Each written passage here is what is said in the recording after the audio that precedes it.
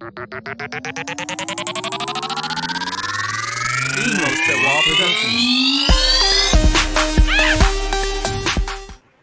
up, sports fans? Happy draft day.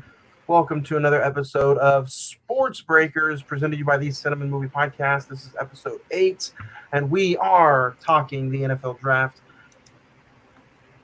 I'm one of your hosts, Juan. I'm joined by the other selection guys. Round 1, round 2, round 3, first pick, second pick, Kevin, Craig. We all know up, I'm people? the number one pick in your heart. You know what I mean? You know what I mean? So Man, People trade up to get me. So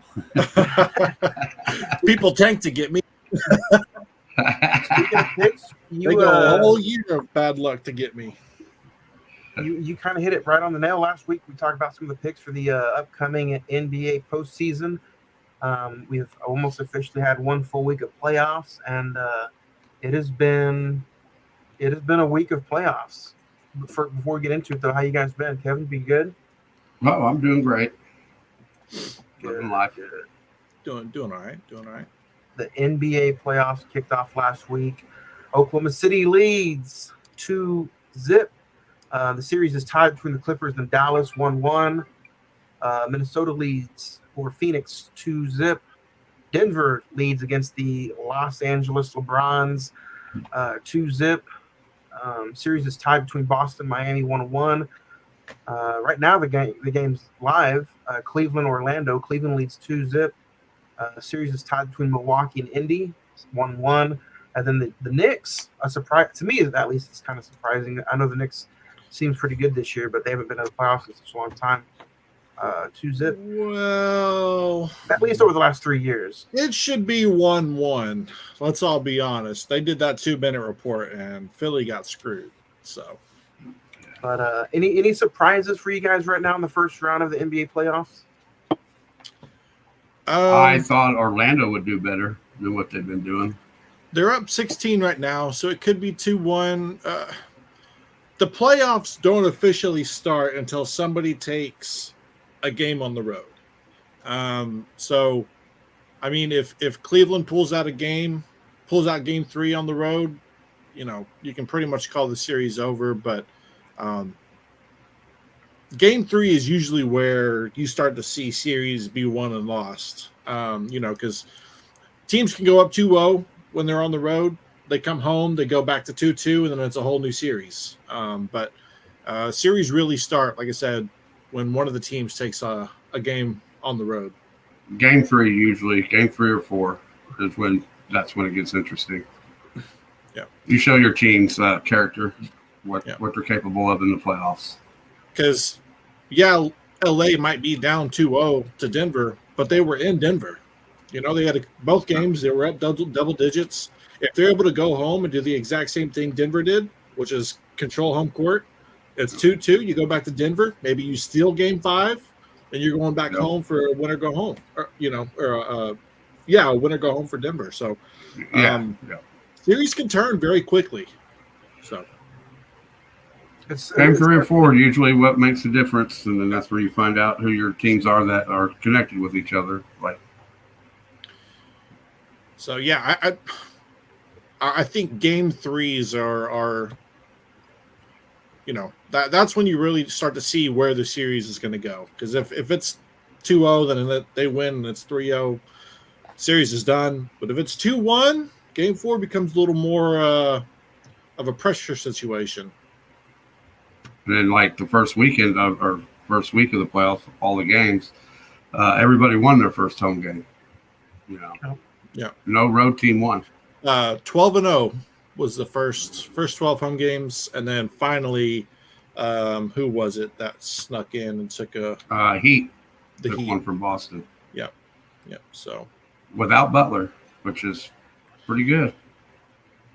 Man, you know the Celtics are The most disappointing team in the Eastern Conference. They lose in the playoffs, they will be. They have so much talent, 1 through 5. I mean, Drew Holiday was just on a championship team a couple years ago. Yep. Jason Tatum is a top 5. 10. We'll go 10. Top 10 in the NBA. Jaylen Brown's no slouch. He can kind of pop off at any minute. I mean, he's pretty much a max contract player. And then you have Porzingis. You have a great bench with Al Horford. All of Horford, that experience. Have size. They have athleticism. They have tenacity. Sam Hauser just all of a sudden is like the JJ Redick of the 2010s, where he just can't miss from the corner. So you would expect them to be able to do that, but Miami has had Boston's number. Yeah.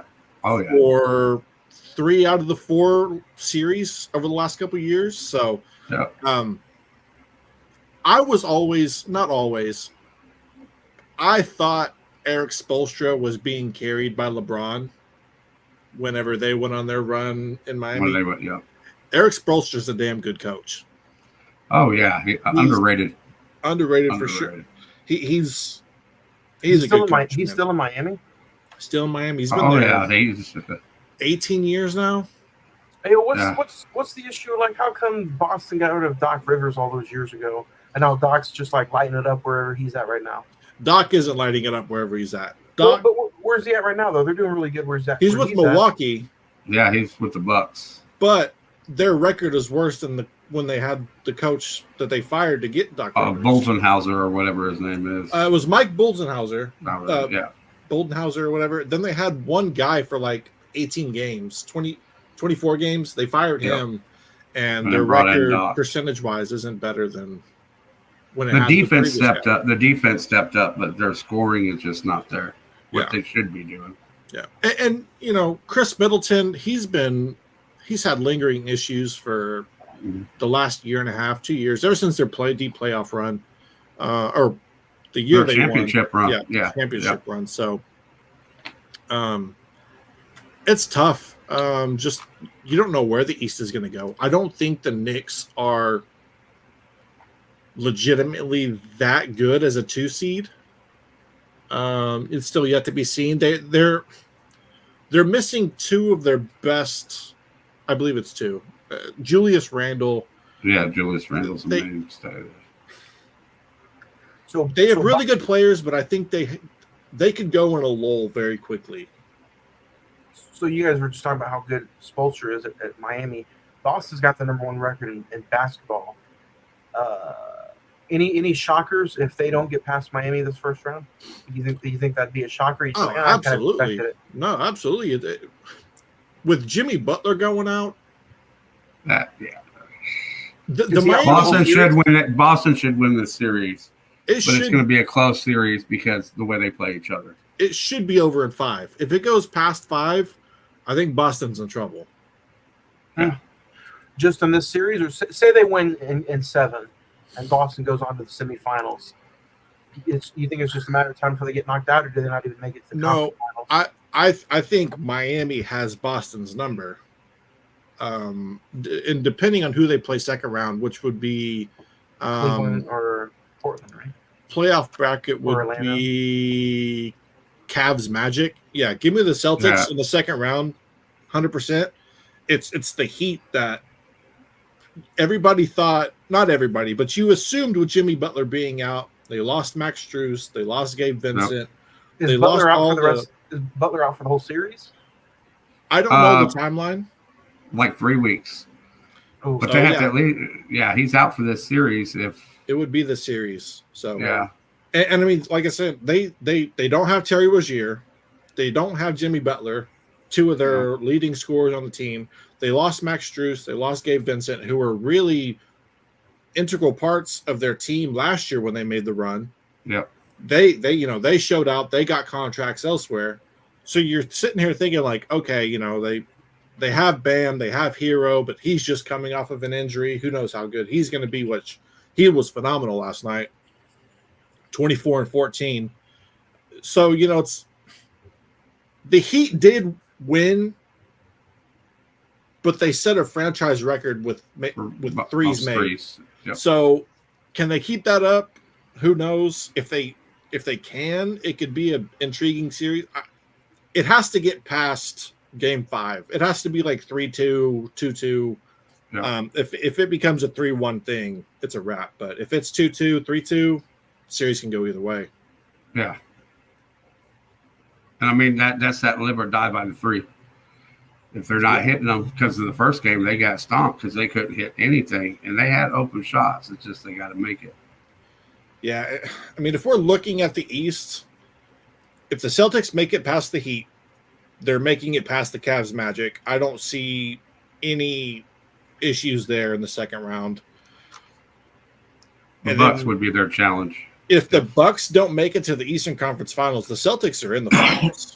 The Pacers, Knicks, and Sixers, I don't see them putting up a fight against the Celtics. It's just, I think the Heat just happen to have their number, and they just happen to be in the first round. Let's talk a little bit about the West before we go into the opening draft pick of the NFL draft. I don't have my monitor in here, so you guys are going to have to. I have my phone that'll buzz on me, but they are on. The Bears are, by the way. Chicago's are on the clock. Chicago Bears. Yep. The Bears. The Bears. Speaking of Bears, not only we're all over the place today, kind of, but you see their approval of a $2 billion NFL inside stadium. Boy, that thing is gorgeous if they put it up. But it's kind of bittersweet, man, because once Soldier Field goes down, it's just a matter of time till maybe Green Bay and Lambeau might want to update that. Well. Yeah, I don't want to see Lambeau go down. They keep redoing it, but me being a Packers fan, I've been there. It's just. Yeah. Did you guys know? I saw this earlier today. This is the Bears' first number 1 overall draft pick, really, since like 1976. So it's been a long time coming. We can kind of talk about the Bears for a little bit, man. I mean, it is an NFL draft episode, but I kind of feel like the Bears have been really, really disrespected the last 10 years in the league ever since, even before that. Even when they went to the Super Bowl, Rex Grossman, that pretty good Bears defense, like, I don't know. And I think it's because they're in that division, that AFC or NFC North with the Packers, and the Packers have just owned that division. Yeah. That matter who the quarterback is, Rodgers, Favre, now Love. And it's just like the Bears just cannot catch a break. Even when they finally caught a break and they had Jay Cutler and he had some really good moments, like the Bears just still cannot catch a break. You know what it is? GM. That's why they got that new one now. Yeah. I mean, they don't seem – it never seems like they have a quarterback that's been very elite. Jay Cutler was good. He had tremendous arm strength, could put the ball pretty much anywhere on the field, but he had moments where you were like, he's not really that good. He just has really good arm talent. And so the gravitational pull that team has, they never have the aura that Aaron Rodgers had with Green Bay or Tom Brady with the Patriots or Patrick Mahomes with Kansas City. They've been good, but they've never been able to bring fans outside of their fan base to be like, I want to be a fan of that team. You don't ever see that. How long do you guys think it'll be till you think the Bears are going to take this entire, 5-10 minutes to put the pick in? Or do you think, okay, why are you making us wait? We know you're going number 1, Caleb Williams. What do you think? I personally don't think anybody who has a number 1 choice has a say in how long they wait. I think Adam Silver, Roger Goodell tells them, look, build the anticipation, do the entire 5 minutes, let us get out some stuff, let the show happen. Because you don't want to start the show at 7, do the draft pick, everybody misses it. Everybody wants within to see 45 seconds, here's the number 1 pick. Right. Boom. It's the biggest part of your show. Why hurry it up and get it out of the way? Yeah. Use that 5 minutes. I say each team in the first 8 to 12 picks should use the entirety of their clock just to build the anticipation. I'm sure the first round will go all the way up until 9 o'clock, 9:30. Oh, so you guys kind of miss how the draft used to be. Like, it would start on wouldn't it start on like a Saturday morning, and it would go all Saturday, all Sunday. All Sunday. Now it's like It's the first night is literally prime time on a Thursday night, first round, and then I think the second and third round is Friday night, and then they finish it off on Saturday. I like it that way. It kind of goes into the weekend. That's true. I miss it being like on a Saturday morning, the first round, waking up, and seeing who gets picked and stuff. But I honestly don't remember that ever being the schedule. Oh shit! I don't remember. I mean, you're not that much older than me. What about Reggie Bush getting his Heisman back? Love it. I love it. Yeah, he too. Deserved it. I mean, I guess cheaters do win, right? Hey, he was a hell of a college football player. All these players are getting it now. Yeah. Even then, they were getting it. Well, he just got caught. That's the thing. This is going to start a big conversation and possibly a landslide, though. Do we go back and give the wins back to USC? If you give the wins back to USC, do you go back and give the wins to the Jim Tressel teams who lost all of their wins for the tattoos that they were, or the jerseys they were selling and all that? Yep. I think so. If you do that, do you go all the way back to SMU? You change the national champion. You change all the national championships too at that time considerably. Does that mean Oklahoma State doesn't get that national championship from like 1960, 1945? They never had it. All right, they never had it. They claimed it. They bought it, but they never got it. But that's a good question. I do think that USC gets all those wins back. They get a national championship back. I think you have to, or else you're hypocriting what you just got done doing with Reggie Bush. Yes and no. Individual award, we can all sit there and say, yes, he was the best player on the field. He was. National championship? That's a team. No, because you had a advantage because you were paying a player to be on the field. Yes, Reggie Bush was the greatest player on the field. It didn't matter what happened.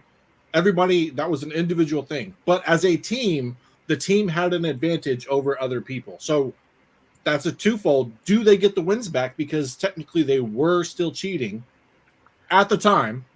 Reggie Bush was one of the greatest players on the field that season, but most valuable player to their team, we all know it should have went to Vince Young. All right, whatever.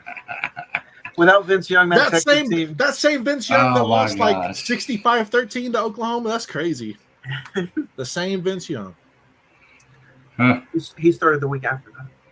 That dude played like 3 snaps. Just because he didn't play 3 snaps, he played the entirety of the game. I don't want to hear he didn't. He was like Aaron Rodgers for the Jets. Yeah, plays them out. It's 7:08. The Bears still don't have their number 1 overall pick in. Do they even draft Caleb? They trade it. They just have a massive trade that goes on. So I saw this earlier. You're going to bring up the 49ers, ain't you?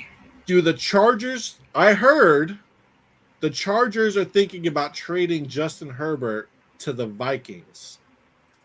If they do that, do the Chargers draft J.J. McCarthy?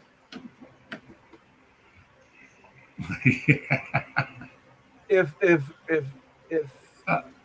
yeah, they would because of who the coach is, I guess. Yeah, but if he does that, you guys remember the Titans where Denzel Washington gets shit thrown in his front yard and stuff like that. That's what's going to happen to Harbaugh if he trades away Justin Herbert. You might as well to rebuild anyway. Yeah. And you don't want to give the Vikings Herbert with Justin Jefferson and the team they possibly have. Because that could be very damn dangerous. If you do that, the NFC North immediately changes to the Vikings being in the top. Yeah. Come on now. At the end of the day, though, it's still the Vikings. The Vikings had Favre, Peterson, Percy Harvin, and they still struggled. They had old Favre, okay? But Triple ankle Favre. And they still couldn't. At that time, was Eminem announcing the number 1 overall pick? No. What's he doing? I don't know if he's the number 1 overall, but I think they're just announcing it because it's in Detroit. Oh. Yeah, Eminem. Oh, yeah. He did his little commercial. He's just now announcing that the Bears are on the clock. So let's talk about the first round. You got the first round, the Chicago Bears, who have from Carolina. It's not the Bears didn't have one of the, they had one of the worst records in the league, but they got the number 1 overall pick from Carolina. Washington picks 2, New England picks 3, Arizona's 4, and the Chargers are 5. Do we see any major trades in those first 5 picks? I'm curious. What was the player that they traded that pick for? Was that for that wide receiver? Is that how they got that number 1 pick from Carolina? Yeah, Elijah Moore or Moore. I know it's his last name. If that's how they got that pick, and they get Caleb Williams, and Caleb Williams becomes a bona fide star, and Bryce Young doesn't necessarily pan out, do you think? I mean, Carolina's already in shambles. They're terrible. Yeah. Oh yeah. Yeah. But I mean, that you want to talk about what ifs in the history of the NFL? If Caleb Williams turns out to be an All-Pro, because Carolina, if they had the number 1 pick today without making that trade, they're taking Caleb Williams right now. It's not it's not a Greg Oden, Kevin Durant situation where it's like, oh well, they might have taken Kevin Durant first. They would have. So it's interesting to see. But Carolina didn't know that they were going to have the worst. The worst. Right, but I'm just saying, like, it's the what if of if they did, and because they thought Bryce Young was going to be it, and he had moments, but he needs a line. He needs to gain some muscle, True. Or he'll get hurt. I mean, I like the kid; he was good, but when it comes down to it, these are grown-ass men. They got to build a team around them, so they got to go. I mean, Bryce Young kind of got you're the number 1 pick, but now this is your bust year, even though it's your sophomore. I think even if Bryce Young has a bad season, he still gets another year just because of how there's no expectation for Carolina this year. Yeah, no. They're going to be in a 4-year tank essentially. Yeah.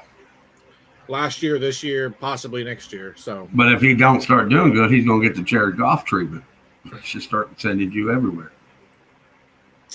I wouldn't even say that. Jared Goff was at least an asset to somebody. It'd be Sam Darnold. Let me go. Sam Darnold. Zach Wilson. Yeah. So last week we debuted a new segment where we kind of broke down an NFL division.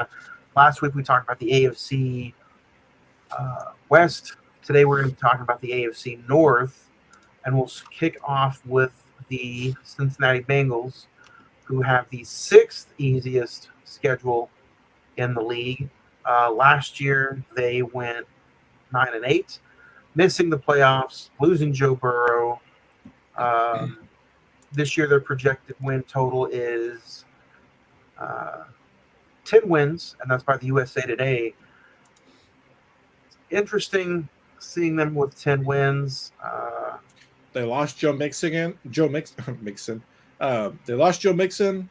Hendrickson and T. Higgins both requested trades. Both won out, yeah. I mean, Hendricks wasn't a household name, but he was very productive.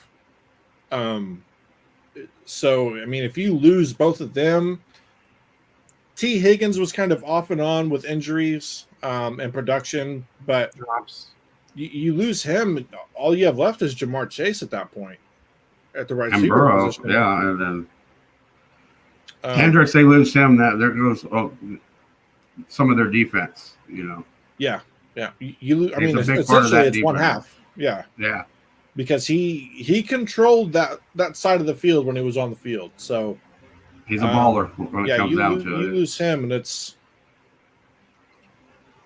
almost like Crosby. It's almost like Crosby. Hendricks is like Crosby for the Raiders type of guy. Crosby's a Attitude. dude. Yeah. They're close. I would take Crosby over Hendrickson if I was a GM, but Hendrickson is still that dude. Yeah, well, what I mean to the defensive team, Right. Okay. his effort, his energy, everything, what he brings to the field. But I mean, you lose him. Joseph Osai and Sam Hubbard are going to be your starting DNs. I don't know, man. I don't know. 10 wins is still a push to me. I mean, I think that's a big hit on the defense if they lose him. Yeah. Yeah, I look at them still again this year, barely missing the playoffs. Not missing the playoffs. I'm sorry. I see them barely making the playoffs. I do see them. I don't see them going 9-8. I see them going 10-7 and getting that final wild card spot. Only if Joe Burrow stays healthy. Burrow stays healthy. I still say he's the best quarterback in that division. And I think they sneak into the playoffs maybe with the final spot.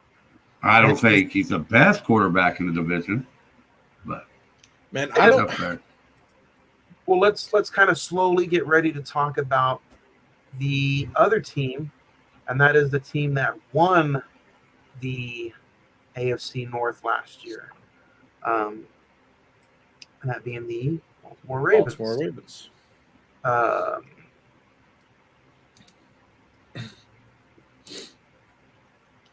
Now they have the best quarterback in the division. Yeah, I mean, you have Lamar. You got a good, decent backup and Malik Cunningham. You add Derrick Henry. You lose J.K. Dobbins. So you lose a scat back. You lose Gus Edwards, but that's where Henry can pick that up. Yeah. You still have Justice Hill. The only reason I'm not, Lamar Jackson's great. Don't get me wrong. Last year they went 13-4. They won the division. The only reason I'm saying I still kind of think Joe Burrow would be the best quarterback this year going in the division is because the Ravens have the 29th easiest schedule, which means they got a pretty tough schedule. Their non-divisional opponents are the Raiders, the Eagles, the Bills, the Commanders, the Broncos, the Texans, the Bucks, the Chargers, the Chiefs, the Cowboys, and the Giants. Yeah, that's pretty brutal. So they got a very, very tough non-conference schedule. And then you still have to look at they got to play the Steelers twice, Bengals with Russell twice, Wilson, who could be really and the Browns twice. Yeah. And the Browns were good last year. They had one of the best defenses in the league. Yeah. And they had no quarterback. Yeah. So that's the only reason I'm kind of going with Joe Burrow and the Bengals to barely sneak in the playoffs. I still think the Ravens are going to have more wins than the Bengals. But if the Ravens go into the playoffs again this next year, I think they're going to be limping into the playoffs. They need a healthy Mark Andrews. That's what they need. That's what they needed before the playoffs, and then he comes into the playoffs and kind of hurt him. Yes, he was still not game conditioned. Yes and no. Isaiah Likely came on big time at the end of the season last year. You give him another offseason, they add Charlie Kolar, improvement of Charlie Kolar. I think they have one of the best 3 deep tight end rooms in the NFL. I mean, obviously, you look at George Kittle and Travis Kelce, and those are probably your top tight ends. But if Mark Andrews is healthy, that's the best. He's a red zone threat. Country. Yeah, and Mark Andrews is that red zone threat for Lamar. Yeah. And you add Henry now. That changes. Changes a lot of stuff. Bringing Henry in is different. Yeah, you want to talk about opening up the field where Lamar doesn't have maybe the best arm in the NFL. He has a good arm. No, he has a good arm. You want to talk about precision and being able to fit in windows. Those windows are going to open up with Henry in the backfield if he's productive. So I believe the coach knows. I mean, them going after Henry, it's going to change another Harbaugh plan. I don't think they lost anybody necessarily big time on the offensive line. Am I mistaken? No, I don't think they did. I think the offensive line is going to be fairly the same. You lose The dude from South Carolina. I can't remember his name. It's right there on the tip of my tongue. We get done, it'll pop in. He had the big hit against. Yes. So they lose him on the defensive line. I think that's really kind of the only hit you take on the defense. So you add Derrick Henry, you lose him. I think even though they have a very difficult schedule, you see them. What do you got their record going? We'll go with you first. Just because games can go one way or the other from 1 week to the next, I'm gonna go 11-5 to be safe. I still think they win the division. Just because they'll. Well, the Bengals have the easiest schedule in the division. I see Caleb Williams walking down this. He just gets selected. Yeah, he just got selected. Yeah. But you only have to win your division to be in the playoffs. You know what I mean? So if the Bengals don't fix that wide receiver room, if they're not able to establish a very good run game with missing Joe Mixon, who knows what you're going to get out of Russell and the Steelers? Well, we're about to get into them. Burrow's got to stay healthy. Henry's got to just at least have another 1,000-yard season. That would change the element for the Ravens, because they had to do 2 different backs last year. And these are very, very early predictions. I say they go 12-5. This weekend can completely change everything for anybody. So, and we still don't know if there's any big trades that are going to happen. Yeah, there's going to be something. There always is. That's the NFL. So you got the Ravens winning 12. You have the Bengals winning 10 or no? 8. 8. So I'm going to flip it. I got the Bengals winning 11. I'm going to have the Ravens winning 11 as well. Kevin, what about you? Who do you got? 12-5 on the Ravens. On the Ravens. Yeah. Bengals, I want to say 10-7, but Burrow's health is what worries me. Do we consider Caleb Williams a Oklahoma quarterback? No, he's a USC guy. He started Oklahoma. It's essentially the same system. He ran with it. He ran with his coach. So that's like saying, well, you guys consider Jalen. Well, hey, you're a Cowboys fan. What about Aikman? He played for OU and then transferred, right? I actually just met Troy Aikman a month or so ago. We started selling his beer. If you considered Hurts being an OU quarterback, even though he started Alabama. He's Alabama. He's that Nick Saban breed. No, we're going to call him OU because he wouldn't have went as high at Alabama as he did at Oklahoma. He might have won a national championship if he stayed at Alabama. He had better passing yards. He had better passing yards at OU. He would have won a national championship here if we didn't have Alex Grinch. That's a whole nother podcast. Speaking of Alex Grinch, no, I'm just kidding. So the Steelers is who we're going to be talking about next. So if you guys are watching this on Amos Swap Productions YouTube channel or Facebook Live, we're talking about the AFC North and the NFL draft at the same time. The Chicago Bears just picked Caleb Williams, the #1 overall pick, the USC. We kind of suggested that. Now let's talk about the Pittsburgh Steelers. They have the toughest schedule in the league. Non-divisional opponents are Cowboys, Chiefs, Chargers, Jets, Giants, Broncos, Raiders, Eagles, Colts, Falcons, Commanders. Very tough schedule. And you just some might say you upgraded quarterback depending on what you had last year. You had Mason Rudolph and the guy who works in the electronics aisle at Walmart. So this year you get Justin Fields and Russell Wilson. This is going to be an interesting quarterback battle in training camp 2 days. I have a feeling one of these quarterbacks is going to be a free agent by the time the season kicks off. I don't see Pittsburgh keeping both of them. I see them keeping both of them. because that's a hell of a quarterback room. They have a quarterback room like that for pennies on the dollar. Yeah. They're going to keep both of them. Now, Yeah. if Justin Fields isn't who they thought he was during week 6 practice-wise, or reverse Russell Wilson, I could see them trying to offload one of them and picking up a free agent quarterback. Like to right get a little before bit the of trade compensation. deadline. Trade deadline, somebody's going to want a quarterback. What if they use one of these quarterbacks to trade in the draft and they can just select a quarterback in the draft? Well, yeah, I mean, then that would just go with my point, that.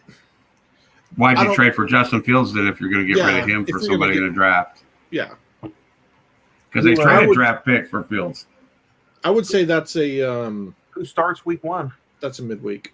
Russell, just because it's Russell. Yeah, that's veteran experience. He screws up by week 3 or 4, he will be out. That is a tough. That's a tough schedule. It is. Yeah, non-divisional, so you still have to play your divisional teams twice, and then Broncos, Raiders, Eagles, Commanders, Colts, Falcons, Cowboys, Chiefs, Jets, Giants, Jets. And I think this is a year. Go ahead. If Aaron Rodgers is healthy and he's able to be even remotely close to what he was 2 years ago, the last time he played like a full game, I mean that Jets defense is good. They could be really dangerous, and if you have to play them, and they're rolling towards the end of the year, count it up as an L, in my opinion. I know it's Mike Tomlin, and he's never had a losing season in Pittsburgh, but I think this is the first year they have a losing record under Mike. Oh yeah, I actually was thinking of that. That's what I was getting ready to say before Craig spoke up. But yeah, this could be the end of the Tomlin era if they don't have a good year. If they're able to have a winning season with Mason Rudolph, give me a winning season with Russell Wilson. Yeah. Even though he was terrible in Denver, there's something about Denver that just Peyton Manning put a curse on that place when he left. All right, they even had a good quarterback. There was a curse on that place before he got there. They went through Peyton quarterback. Manning is the all powerful. Oh, So he Omaha'd that curse out of there. All right. Tim Tebow was praying to God for him to be a great quarterback in Denver, and God was like, "Well, here's Peyton Manning." Russell Wilson had that stretch last year. If he could play in that stretch that he did last year, where he had a good 6-7 games and was in the top of the league, his QBR, yards, touchdown, interception ratio. Yeah. With that, with the Steelers team, if he could do it, the Steelers could make the playoffs, but Who did Washington pick just now? Jaden Daniels, LSU. kind of figured that one was happening. Yeah, I mean, dude lit it up in the SEC. Yeah. Oh, yeah. Say what you want. Good defense, bad defense. Some teams, I wouldn't say very top heavy last year, but they're still pretty top heavy. Yeah. I still think whether it's a curse, I don't believe in curses, but I don't think he's the choice for Washington. I don't think they're going to do very good with. Oh, Jaden. Yeah. I think every quarterback in this draft is going to be a question mark. I don't think any of them you can go in and say he's going to be a bona fide star. Caleb Williams, you can say it. He might be, but there's still question marks with him. I don't think that right now these teams that are picking these quarterbacks, they don't need a star. They just need somebody to drive the ship with two hands, because lately it has just been a boat in the water. It's been a boat in the water, but I really do think there's, I don't know, I just don't see Jaden Daniels as the guy. I think he'll have some flashes and maybe win them 6 or 7 games, maybe make it on ESPN's top 10 list, but I just don't see him being the guy to carry them into a playoff run. Same thing with what's his name in Indianapolis, Richardson from last year. He looked good though. He had a good stretch last year. Anthony Richardson, he had a good stretch, man. We'll see how that goes. I think they finally have a coach that is stable there. Am I remembering this correctly? Yeah, the old Eagles offensive coordinator. Oh, is they have a new head coach this year? Indianapolis. Yeah. He was the new head coach last year. Okay, so they're maintaining a coach at least is what. So, yeah, we'll see how that goes. Back to the Steelers, though. I think I'm going to pick the Steelers having 7-9. 7-9 is their record this year. How hard was their schedule? They have the hardest schedule in the league. Yeah, give me 7-9. Kevin? 9-8. 9-8. He's still holding out some. Some hope. Some If Wilson if one of them quarterbacks can actually perform, and Tomlin, he just finds a way, man. That's where my hope is. The Browns last year, they finished 11-6. This year, they have the third to hardest schedule in the league. Their non-divisional opponents are the Cowboys, the Chiefs, the Chargers, the Giants, the Dolphins, the Broncos, the Raiders, the Eagles, the Commanders, the Jaguars, and the Saints. And their projected win totals are 8. Yeah, give me the Browns at 8-8. I don't think it'd be 8-9. 8-9. I keep forgetting they added that 17th game. 8-8 with a tie. Yeah. Hey, you know what?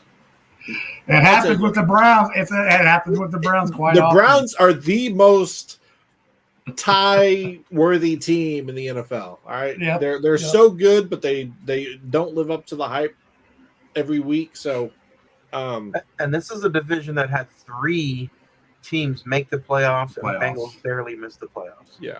So almost all 4 teams last year made the playoffs. Yeah, give me the Browns at 8-9. I think the inconsistency continues. I think they have really good flashes where you think, man, this can be an AFC championship contending team, and I think they dip. I think they start off week 1 through 3 and look really good. I think they have a dip, have a couple weeks, have another dip, and it's just very inconsistent. That's how I see their season. And Chubb's health will make a difference in the backfield. I mean, based on how he comes back. Yeah. Watson can't stay healthy. I mean, that guy's cursed. He can't get massages anymore. That's why I was worried about the Dallas game. That he might miss that one. Yeah. So yeah, they got a tough schedule. I think the only 2 teams out of the playoffs this year for the division is going to be the Ravens, Bengals. I think Cleveland barely misses the playoffs, and I think Pittsburgh misses the playoffs by 3 or 4 games. I'm going 8-9 on the Browns too. I mean, I 9. I don't think I'll go 7-10. See, because their defense ain't going to be as good as what it was last year. Yeah, you got who you have, but that schedule. I think the AFC East gets 3 teams in the playoffs. I think the Jets, the Dolphins, and the Bills. I don't think the Bills are making the playoffs this year. AFC North, the Ravens. AFC South, Texans. AFC West, Kansas City. How many teams are in a playoff? Is it 7? 7. So 3, 4, 5, 6. You're looking at 1 more. Pick Bengals. Who just picked? Drake May, North Carolina to the Patriots. Because Mac Jones. I have some Patriots fans that were really upset they didn't want a quarterback. Yeah. I mean, that's an interesting pick. Who was the quarterback from North Carolina that was at the Bears? What was his Trubisky. name? Trubisky, yeah. I mean, But he got picked from Buffalo. He's in Buffalo again now. I know, but I'm just saying, like, He North went from North Carolina hasn't Carolina. had- The Bears took him. Yeah. you're able to light it up in the ACC, put off those skewed numbers. You know, you're able to. But you're We'll not see. NFL caliber. Yeah, We'll see. I don't like the pick. You can go out and get Cam Newton. Yeah. I'm just joking. But Patriots fans Patriots fans don't like it just because they're like, we found the GOAT in the 7th round. That's what we can keep doing. Yeah. This is the end of the Belichick Brady era. Now it's time for something different all the way around. Yeah. No more Mac Jones. No more macaroni. Crap to probably be selling the team. I think Drake May is the most prototypical quarterback, pocket style. I don't He's think got an arm. He's got an arm. He doesn't have much flash. I think he's going to be that prototypical type quarterback in this draft. So, I don't like it, but I think he could have. He could have a decent career. He could have a decent career. Jim Kelly. I don't think his upside is as high as the others, but I don't think. The Patriots this year have these. I mean, well, we can talk about it, but the Patriots this year, they have the second hardest schedule in the league, with the non-divisional opponents being Texans, Colts, Rams, Seahawks, Chargers, Cardinals, Jags, 49ers, Titans, Bengals, Bears. That's a scary non-conference schedule right there. They But played you the know what, Bears though? last week of the season. No. None of these games have been like Oh, placed yet. gotcha. We just know the opponents. But I mean, it's Gerard Mayo, first head coach, past Bill Belichick, comes back to the team he played for. This has kind of been a trend lately in the NFL, and I think With it's Houston, obviously it's a copycat league. Ex-players becoming coaches or coming back to their alma mater, if you will. But I think that it's started with. But he's been on the staff for a while. I mean, he was handpicked. Everybody knew he was going to be the next coach when Belichick kind of stepped down and they let him go, type of deal. So Marvin he was Harrison. pretty much hand selected going into the situation. You guys think Marvin Harrison Jr. is going to the Cardinals? They did lose Hollywood Brown, so they do need a wide receiver. He's right there. I mean, and you still have how much trust do you have in Kyler Murray? Yeah. He could help Kyler Murray. Trade Kyler Murray and get Michael Penix or JJ. Start new. Hey, he might go to the Cardinals, and that would be shocking. One of those quarterbacks, all of a sudden, oh, here they are, Kyle Murray. Yeah. Arizona's pick is in.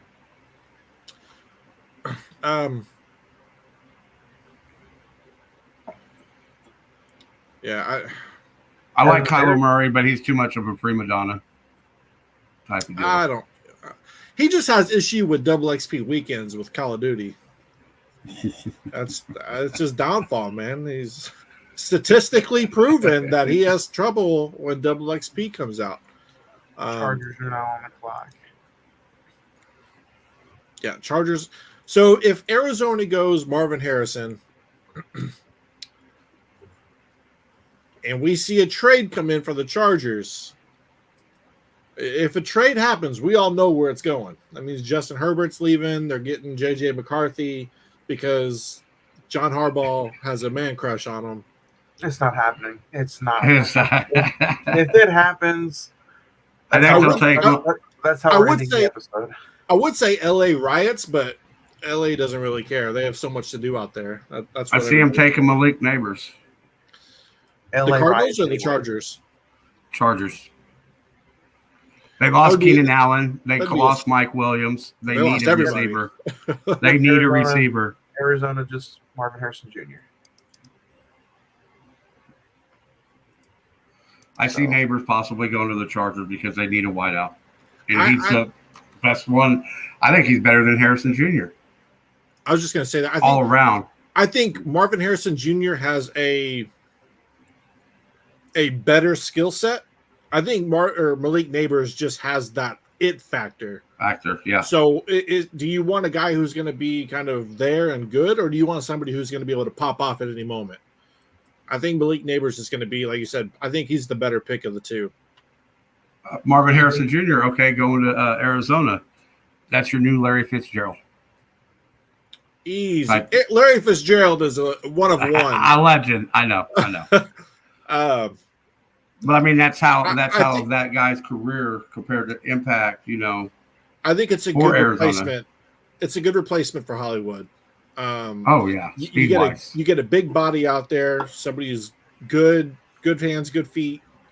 I mean, let's not forget who his dad was too. Yeah. Well, you heard his dad. He goes. They asked his dad, "What was the one thing you wish you had?" He goes, "His height." Marvin Harrison did, because his son's 4 inches taller than he is. Yeah. But his dad had better hands, I think, than he does. Well, if Marvin Harrison is able to become anything remotely close to what his dad was, he'll be the best player in this draft. Oh, yeah, hands down. But legends and their kids aren't necessarily panning out. You know what I mean? No.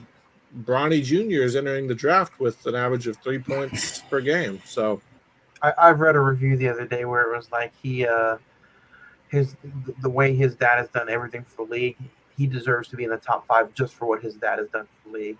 And that's a shame. It is, because you're the reason LeBron was so good. Second reason. First reason is all the God-given abilities he's got, but the second reason is because that's all he had. He had basketball. He grew up in the ghettos of Cleveland. Basketball was his getaway. He was really good at it, had a really just everything gelled for LeBron. I think Bryce is going to be the better of the two sons. Bryce Bryce has that game. He has that. I think Bronny could be a good point guard. He's not going to be anywhere near, obviously, what his dad was. But Bryce has the opportunity to be really good if he keeps going. When does it look like Bryce will get drafted? I think he has 2 or 3 more years.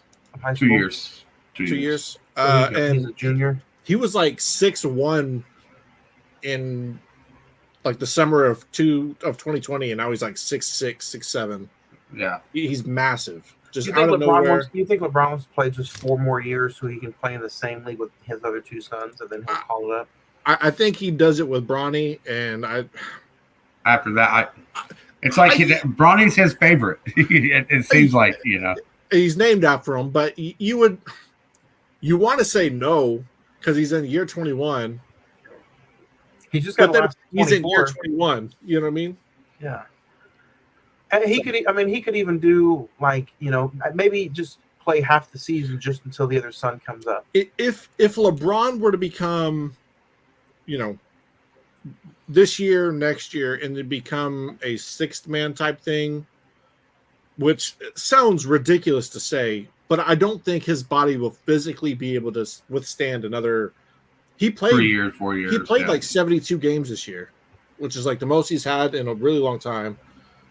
He's getting old. You can see it. He still has moments of pure greatness, but we've all seen his game decline over the last couple of years. When 2020 with LA kind of had, it was because of the bubble. It was the bubble, though. That's the thing, But he still had that same play style as he did when he was in like 2018. When you sit there and you think like from 2018 with Cleveland, where he was absolutely the sole reason Cleveland was even in the finals, to 2020 to 2021, that drop off, and you think of another 3 years of that drop off, I think he'll still be good, but he's not going to be able to be a max contract star player. He's going to have to become a 6th man type thing, or else you're going to end up with a similar situation that you have this year, where him and AD did play about 80% of the games, and they ended up with an 8th seed. Do they? You know what I mean? Do Lakers go down 0-3 tonight? I don't think so. Not at home. I think they take this win one today, and then it's a 4-1 sweep. It's a 4-1 series, unless they blow a lead like they did the last game. And so it should be 1-1 going into LA. Should be.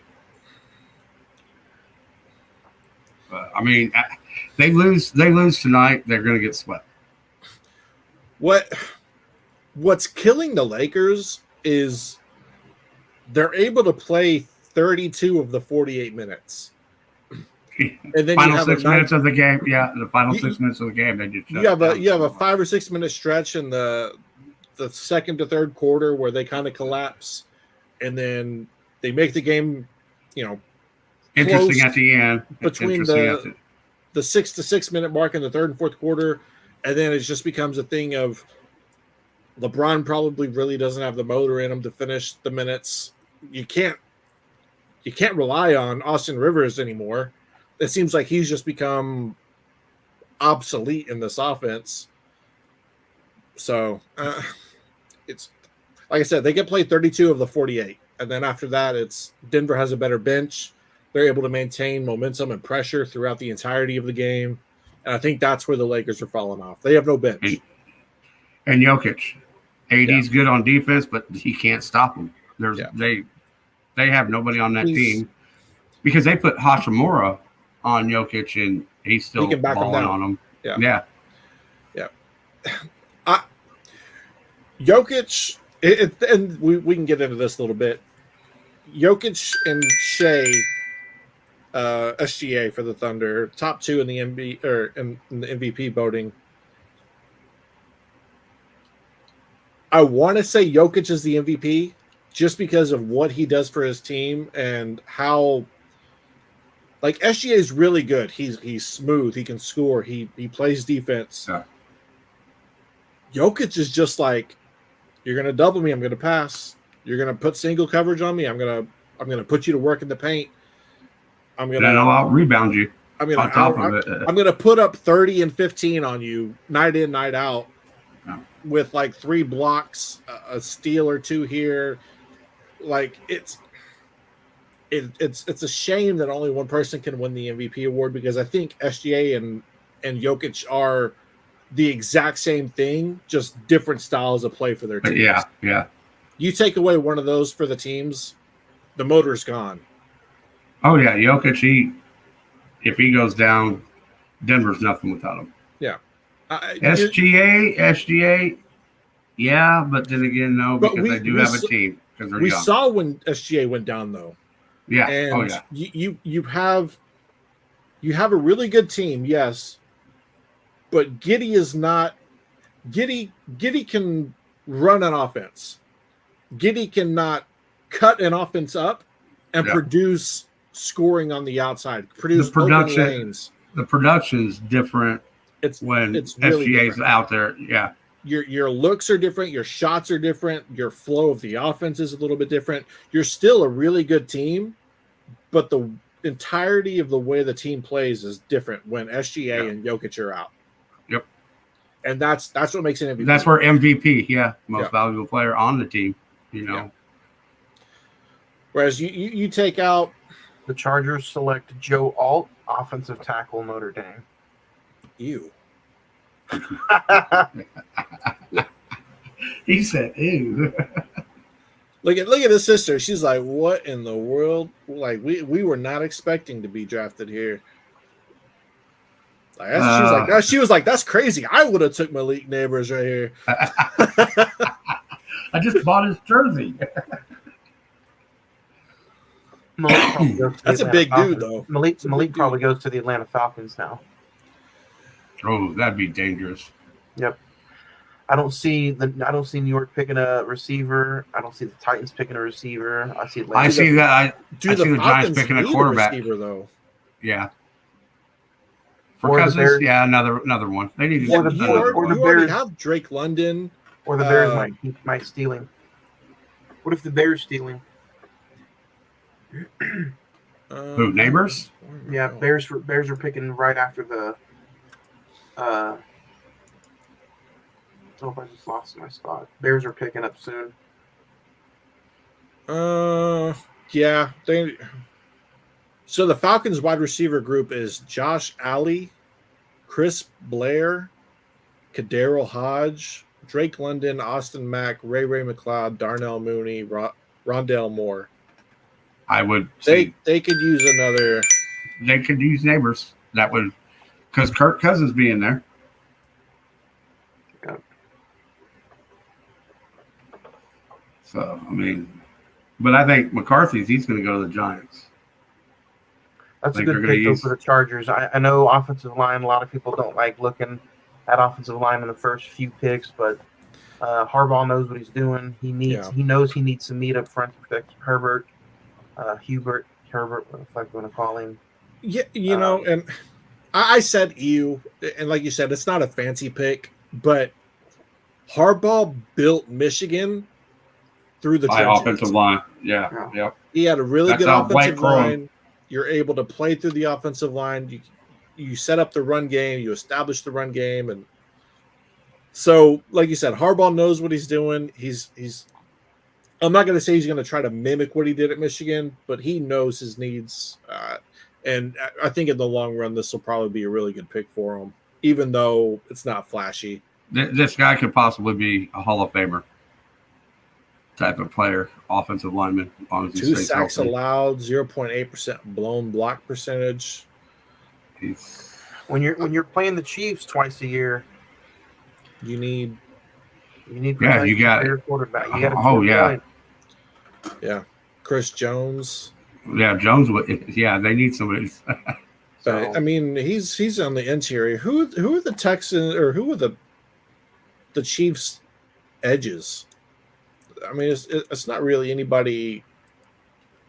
Am I just my mind going blank? They're not that great, are they? No.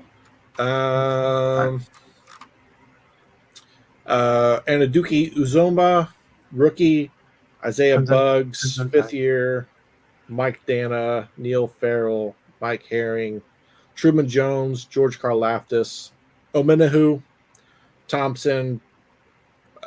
I mean, no real big names sticking out. Omenahu is probably their best name, if I'm not mistaken. So, as a But it's the tackle, defense. It's the defense they play, though. Chris Yeah. Jones, he's out there. having they the got pressure good on line- the edges. Yeah, Yeah, you got the linebacker core. They got a decent linebacker core. yeah. Tranquil and Bolton coming off the edges now. Yeah. So, New York's pick is in. we'll see how this goes. They're still sucked into what's his face for another couple years. That quarterback Daniel Jones. Jones. No, after this year, no, No? because I thought he had 2 more on this contract. next year is an option. Okay, so Option year like on you that. said, they might be looking at quarterback here. McCarthy said in an interview that the Giants have really reached out to him. He's really talked to him. And that was before the draft. We'll wait and see who New York picks, and then we'll. Malik Neighbors. Is that who they picked? That's who they picked. They're replacing Sterling Shepard. Oh yeah. Who else are they replacing at the wide receiver position? Number 12, I know. Guyton or something like that. So they have Miles Boykin, Chase Cota, Bryce Ford Wheaton, Isaiah Hodgins, Dennis Houston, Jalen Hyatt, Isaiah McKenzie, Gunnar Olszewski, and Wandale Robinson, and Darius Slayton. So your starting 3 will probably end up being Slayton, Hyatt, Malik And Neighbors. Not bad for a 3-man, starting. And with Philadelphia re-signing their receiver just a few hours ago, AJ. The Giants are in need of, because Dallas has CD, Eagles have their guy, Giants need somebody. Yeah. Tennessee's now on the clock, and they need offensive line, defensive line, receiver, and linebacker. I think Malik Neighbors is, as long as Daniel Jones is serviceable, I really do think Malik Neighbors is going to be a stud in the NFL. Oh yeah. I've really liked him. So He's that one. He led college football in broken tackles. Yeah, and I mean you're going. you're going from Sterling Shepard in the slot to possibly Malik Neighbors. That's That's an not a upgrade. bad trade up. Yeah, that's I say upgrade. Sterling Shepard was very good in his own ways, Yeah. but this guy, much like with what Oklahoma is adding with Deion Burks from Purdue, you're replacing Oh. Drake Stoops, who's a very good 10 to 15-yard route runner, with a guy who's going to be able to break open that defense over the middle. has that home run speed. Not the home run speed. Once he catches it, it's lightning in a bottle. Yeah. So it's your. I like this for them. I do like this for them. Even though I think Daniel Jones is still going to suck ass this year. Daniel Jones will miss them 9 times out of 10. Or he'll pull the ball down and run. Yeah. He'll be like, "Oh, he's wide open across the middle. The safety came down. We got 10 yards right here." I got 5. He'll run and trip on himself at the 8-yard line again. He'll pull a Dak Prescott in the playoffs. You know, Oh, just run and come on. slide. Let me get out of here. Hey, you got frustrated there. Did you shut everything off? I forgot Malik Neighbors won the Biletnikoff, man. Was that best receiver of the year? Mm-hmm. Yeah. Because I was thinking, I was like, man, thought Harrison Harrison won it. Yeah. He needs to go to the other New York team and let Aaron Rodgers throw to him. Yeah, wrong New York Wrong team. shit. Wrong New York team. Robbie. I mean, technically, he'll still be playing the same stadium, but He'll just go 5-12 instead of you know what? 11. I still think they draft a quarterback later on in the draft. Should have went to Denver. He could have played with Wilson, Zach Wilson. Not Ugh. Russell. I just remember that Saquon's no longer in New York.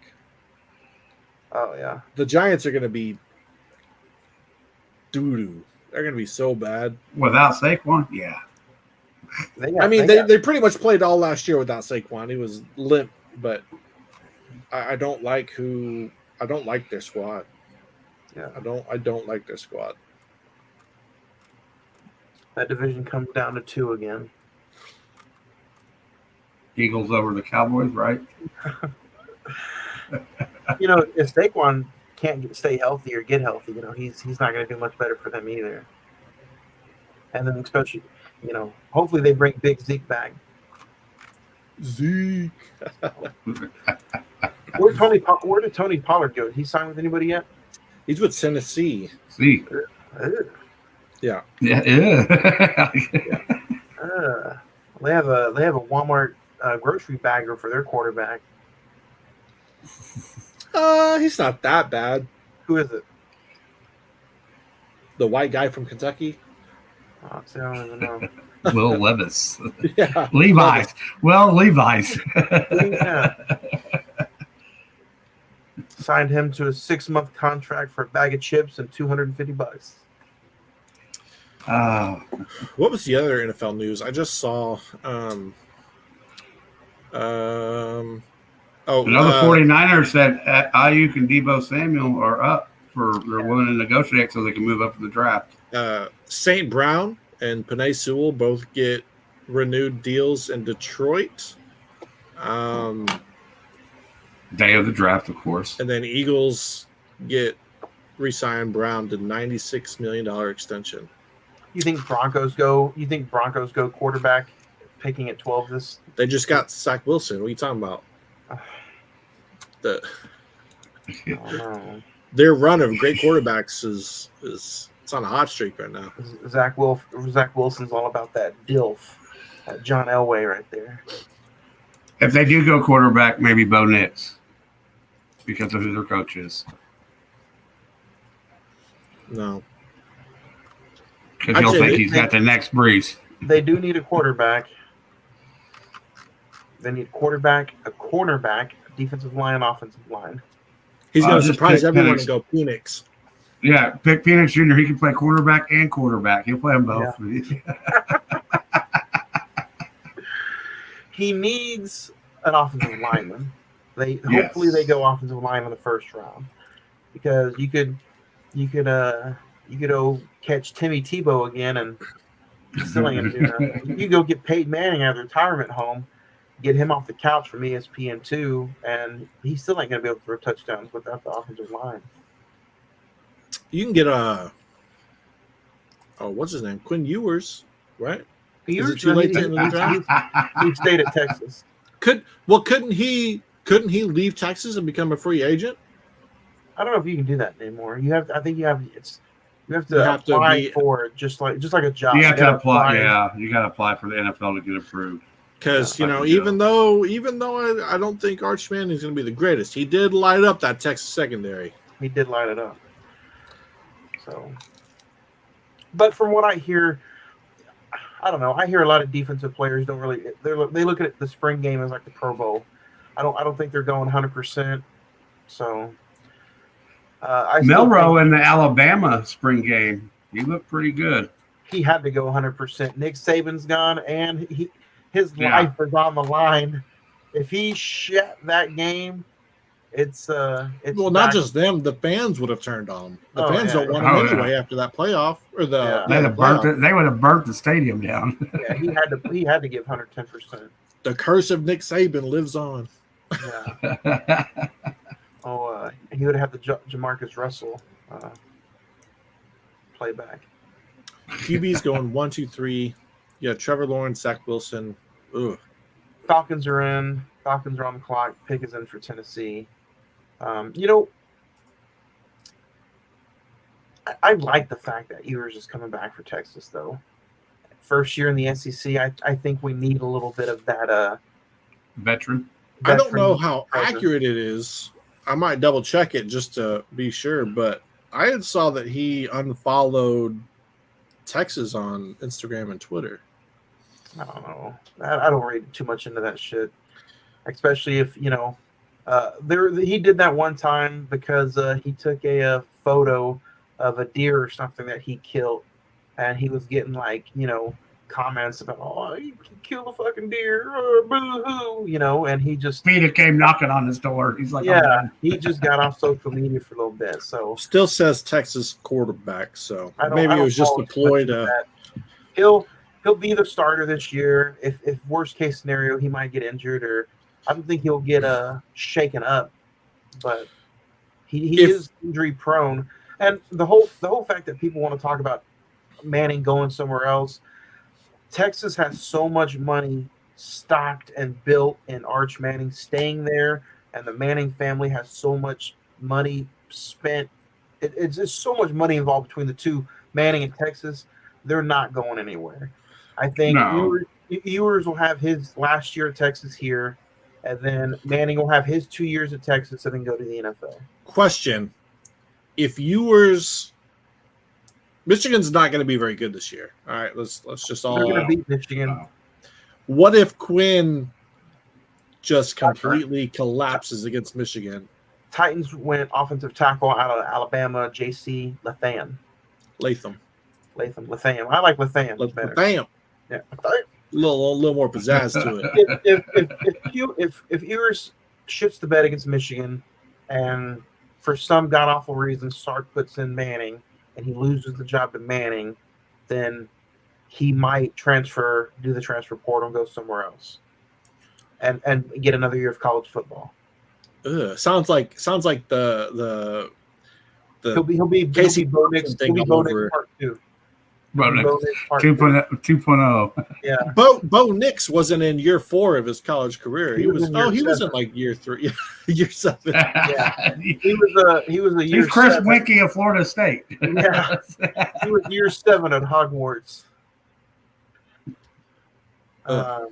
Yeah. So if a scenario like that happens and they bench Ewers, then he'll enter the transfer portal and he'll go somewhere else. At the same time, with the new playoffs, you can afford to lose one game, and if it's the Michigan game, if you're Texas going into the SEC, you can afford to lose 2 SEC games, a non-conference game, and still maybe make the incorrect. No. You don't with that schedule, you can afford to schedule lose 3 games. Texas' schedule is atrocious. Yeah, It's the easiest schedule in the SEC. They play Georgia, they play Michigan, they play Oklahoma, they play who else do they play? So you just gave them 3 losses right there. Those are the three. I think those are the three toughest games they have. If you lose 2 of those 3 games, you're not making the playoffs. Depending on who else wins what games. If you lose to Michigan and Michigan don't finish in the top 25, Exactly.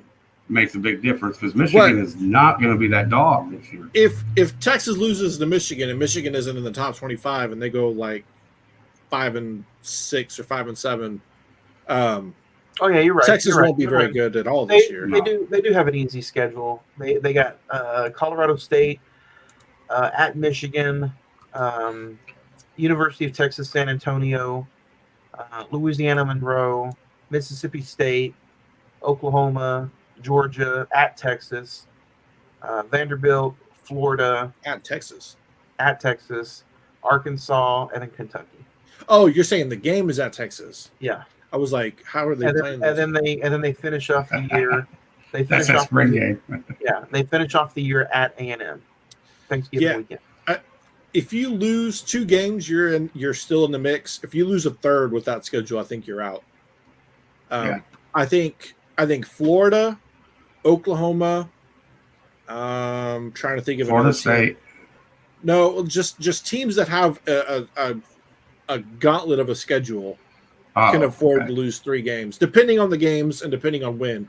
If OU loses a couple games early on and then wins Alabama, if they go through and they win Missouri, Alabama, LSU to end the season, they win those 3 straight games. I think they have a chance to go in, even if they have 2 or 3, depending on when. But it also depends on how LSU is.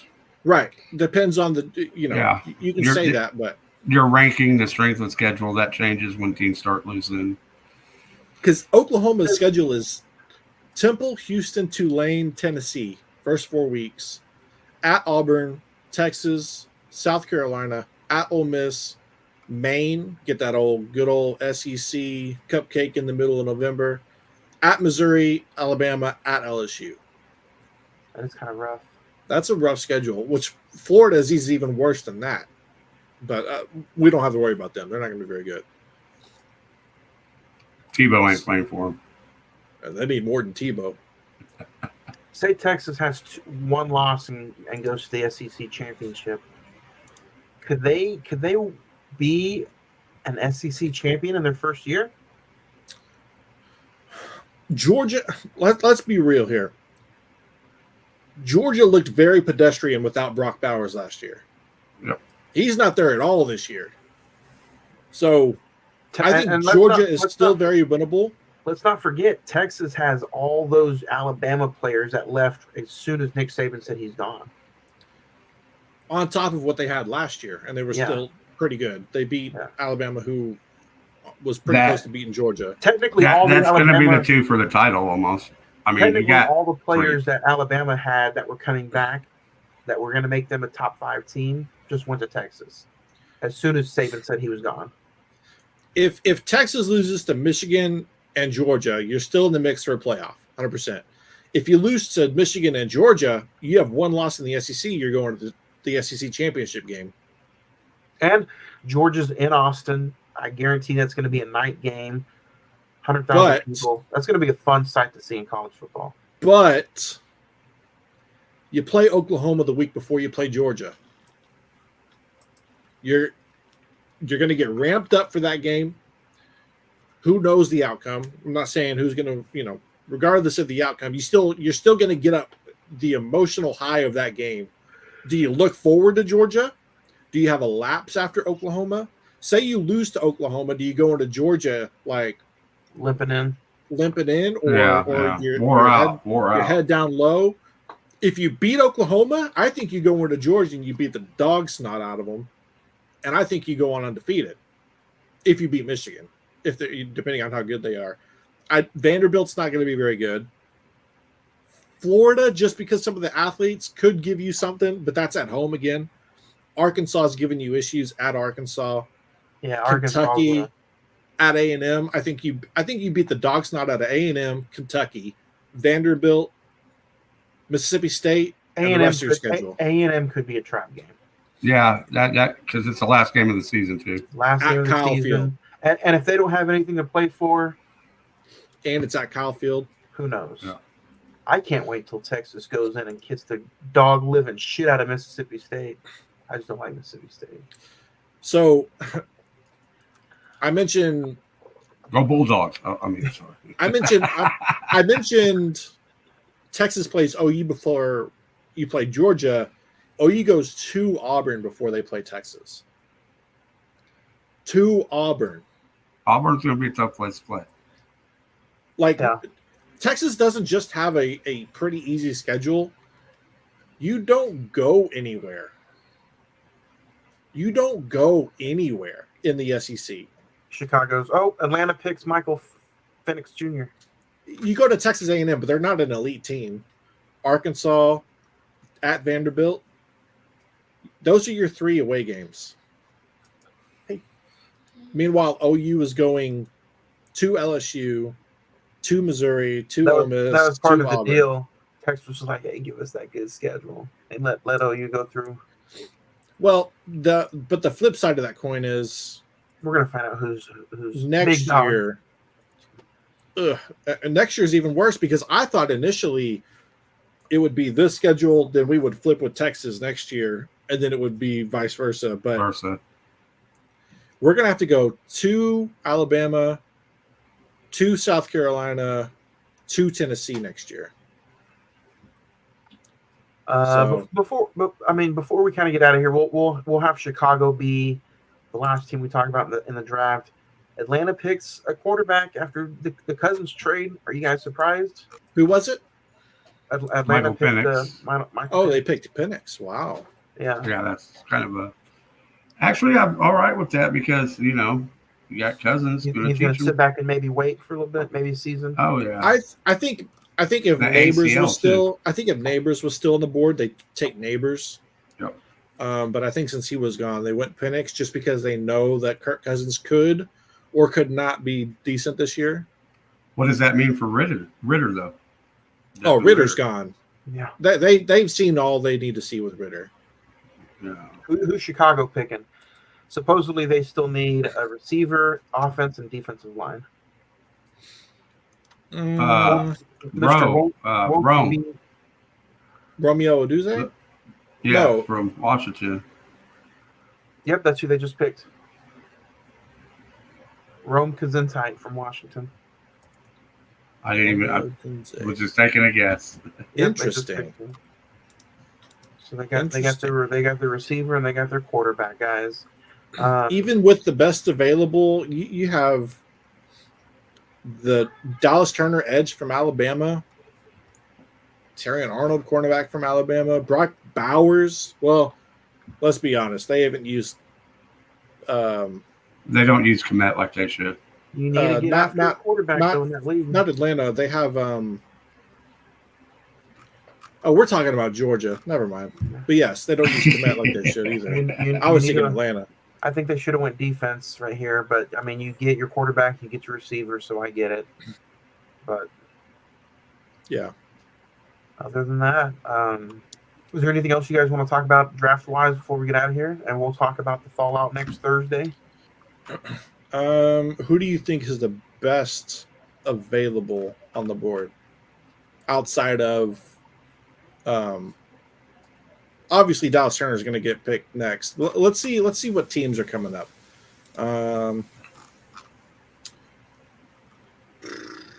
Dallas. Who do you think Dallas is going to pick? Best available. Dallas needs a wide receiver, possibly. They need a running back as well. Not seeing many running backs in the top. Their offensive line is pretty serviceable. They have a pretty good defense. Maybe go defensive tackle with Byron Murphy, or edge with Jared Verse. Even though I just said that, but Byron Murphy was in Dallas over the weekend visiting Jerry World, but I still think you need somebody in that defensive line to help with Micah Parsons. I think you need also some help to stop the run. I think one of their biggest issues is defensive interior. And you go Byron Murphy, who's 330, 350 off the bat. He's a hoss. Yeah. You know, it's you But I put don't that think- in the middle and you allow. Byron Murphy may not be there by the time Dallas picks. You don't think so? I don't think so. No, because he's number 7. Yeah, but I mean, I wouldn't mind them. I wouldn't mind them maybe going also. Man, it's just tough. I don't know. I don't see Blake them Crum picking- from Michigan. Oh, didn't the big defensive tackle for the Eagles Fletcher retire? Cox. Yeah, he Yeah. retired. Yep. So they would probably go DT before them. So yeah. You lose Fletcher Cox, why not get Murphy? I even As like the Dallas. Eagles. I even like Dallas Turner out of Alabama, but I don't think Oh no, I he don't won't think be. he won't, He won't be there. So, yeah, I don't see Latu being there.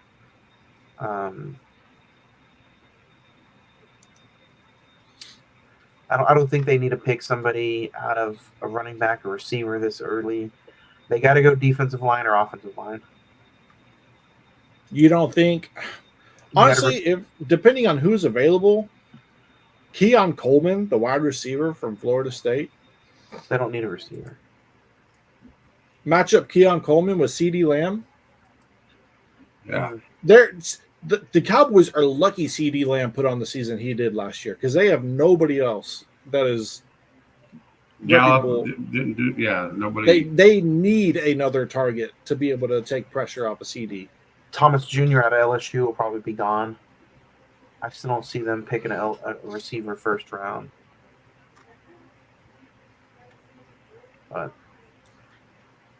I don't know. Chicago, Well, the first round is going to go on for, like you said, like another hour and a half, 2 hours. So yeah. might as well just Kevin, hang what out for the about ride. And before we get out of here? Who would you like to see Green Bay pick, or what do you think they need? Well, we'll probably go a receiver or cornerback. I know we probably need, Says they need, Kool-Aid from Alabama. yeah, Yeah. says they need D line, linebacker, O line, cornerback. they need everybody. Yeah. Like I said, probably Kool-Aid McKinney or whatever his name is from Alabama. Kim Street. I know he's a little banged up, but he's pretty damn good. He'll sell Where we pick jerseys. at. Yeah, what's that Kool-Aid. name? Oh, Kool-Aid. What a name. What a name. Did You I know, he read got that to get right? his own shirt. Yeah. Oh, yeah. Did I read that right? Minnesota just traded up to get in the top 10. Who did they trade up? They just traded up from the Jets. They just moved up one spot, but they traded up one spot over the Jets. Makes you wonder who they're going to go after. Yeah, if they want to trade up one spot, They have their eye on somebody, that They must have got word that New York wants them too. but why would New York trade out of that spot? Probably, I don't know who Minnesota might Maybe be. they had 2 people in mind and they were okay with doing it to get that extra draft capital. They're probably about to draft a quarterback. Quarter? Yeah. QB. This makes me want to go watch Draft Day with Kevin Costner. It's a good movie. JJ, Bo Nix, Spencer Rattler. Man. Yeah, you need to get it when the getting's good, because after these next 3 quarterbacks, you're honestly,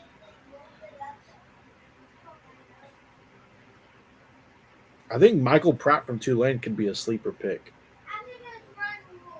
He's the 4th best quarterback available, but I think he could be really serviceable if he's picked in the second round, 2nd or 3rd rounds, sit behind somebody. He was pretty good with the. Looks like it's going to be JJ. Is that who they're showing back there? Yep. to the Vikings. Yeah. So, I must be behind. but we'll go ahead and I think if you guys are available, let's say we try to maybe hop on for just maybe 30 minutes on Monday and talk the way the draft ended, and then next Thursday will be the big we'll talk NBA playoffs, and next Thursday will be the big WWE Backlash prediction show before the WWE PLE Backlash. So here's the trade. Vikings received 2024 10th and the 2024 6th round, and the Jets received the 11th and a 2024 4th and 5th round pick for this year. So Vikings want to make sure they got their guy. They're going to go ahead and get McCarthy. Yeah. He'll look good in purple. Stays close to home. Yeah. Good for him. I'd rather see him in Minnesota than go to Denver. Because I think if Minnesota didn't get him, then Denver would have. Who's Minnesota's current quarterback? They just traded. They let go of what's his name. So I don't think they just have the backup now. Cousins was there, but I believe they had picked up somebody. Was it Mariota?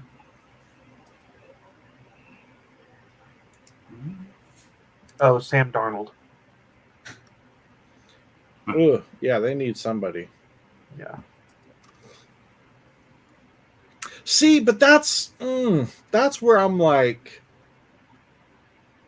you have Jordan Addison, Justin Jefferson, and T.J. Hawkinson, and you have no quarterback ready for him. The thought processes of Minnesota and the Chargers should be opposite. It should be, I mean, yeah, the Chargers get rid of all the receivers. Have a quarterback. They have all the receivers, but they have a quarterback. And Minnesota gets rid of their quarterback. Has all the receivers, but no quarterback. Yep. Like the relationship though with Minnesota and Cousins, they were just tired of being in every game and losing those games. That's all that was. He couldn't win in the playoffs anyway. Yeah.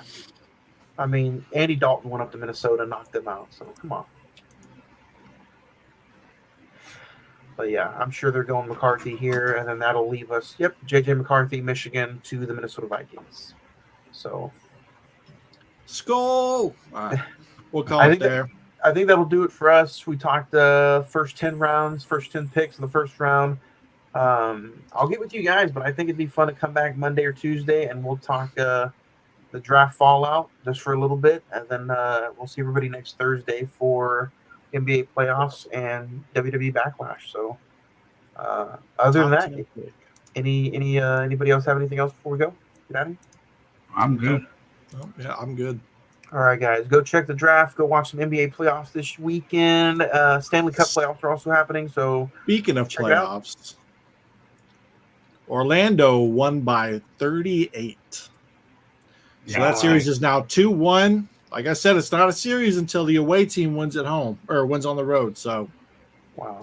Cleveland took care of home court. Orlando definitely took care of home court today. So, we'll see how that goes. All right, guys.